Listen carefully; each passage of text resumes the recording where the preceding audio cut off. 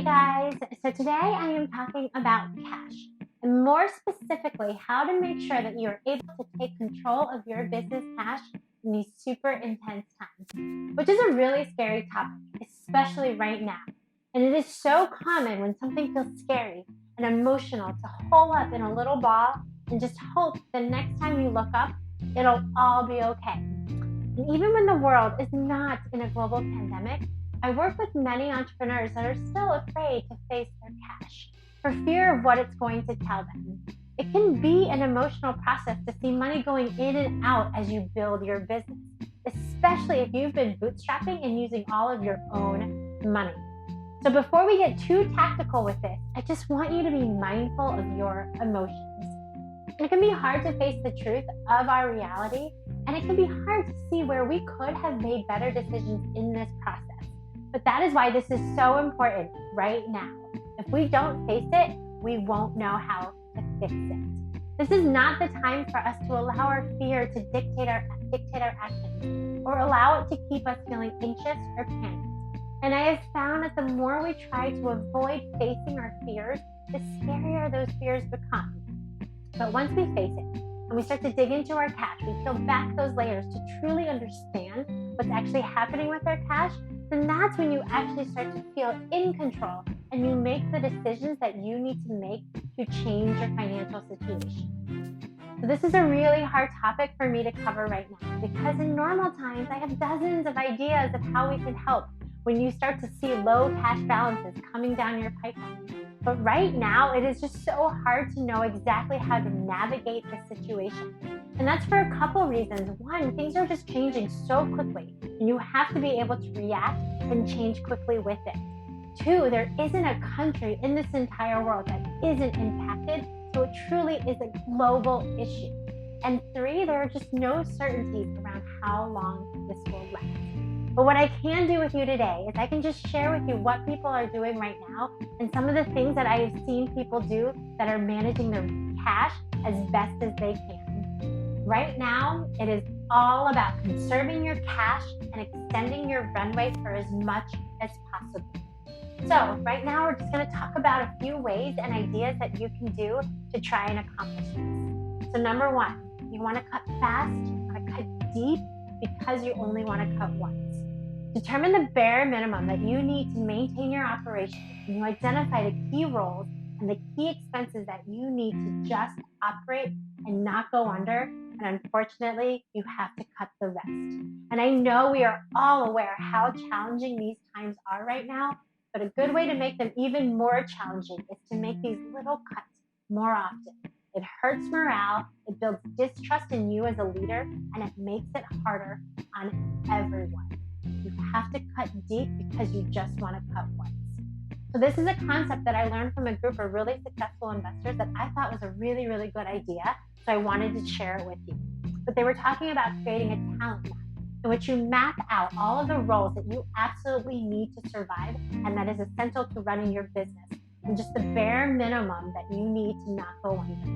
And on this talent map, you don't put any names and you take the emotion out of it, but you only put down the roles and the responsibilities that you need to operate.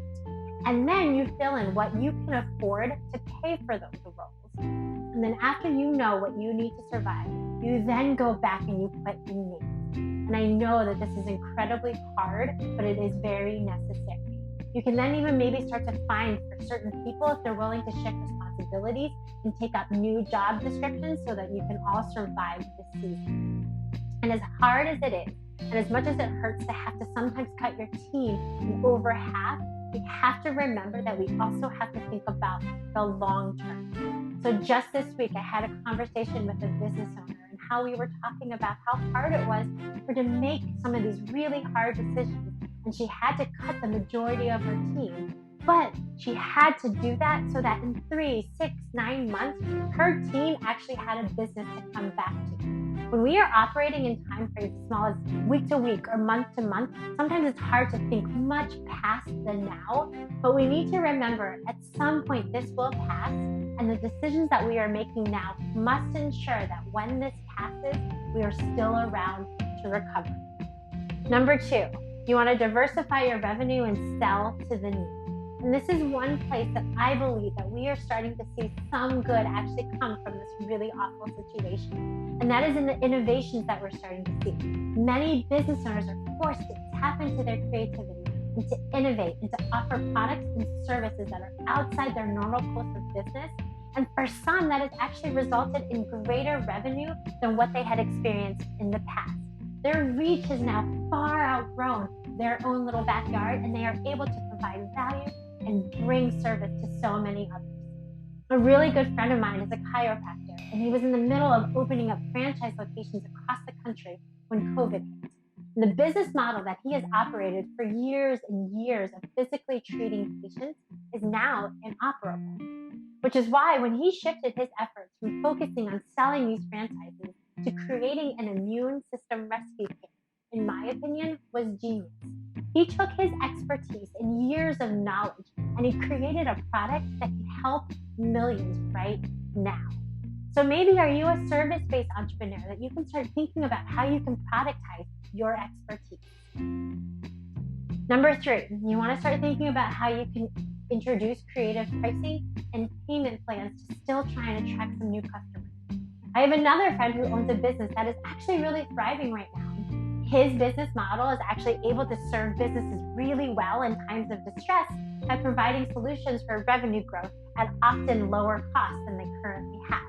And as a way for him to continue to close these new contracts, even in these really challenging times, he rolled out pricing options with extended terms to make the service a little more accessible. And it is in times like these that we all have to bend and flex a little bit more so that we don't break.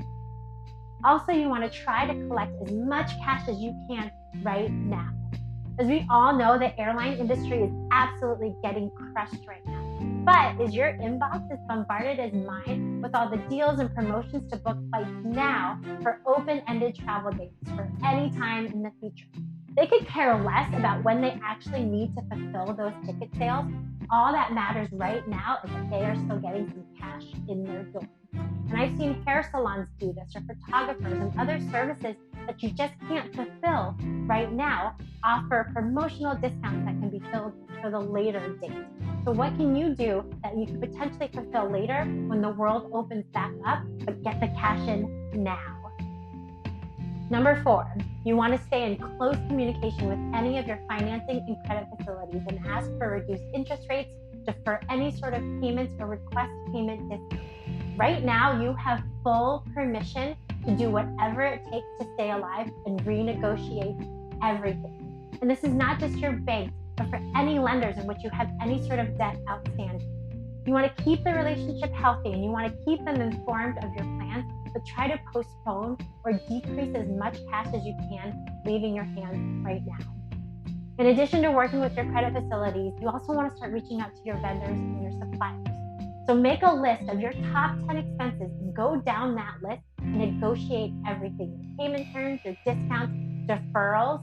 I've been working with a few clients on reaching out to lenders and getting deferrals on loan payments from anywhere from 3 to 6 months. We've also been reaching out to landlords and getting really creative with some of these lease contracts, either in extending terms or them offering short-term discounts or doing some cost shifting.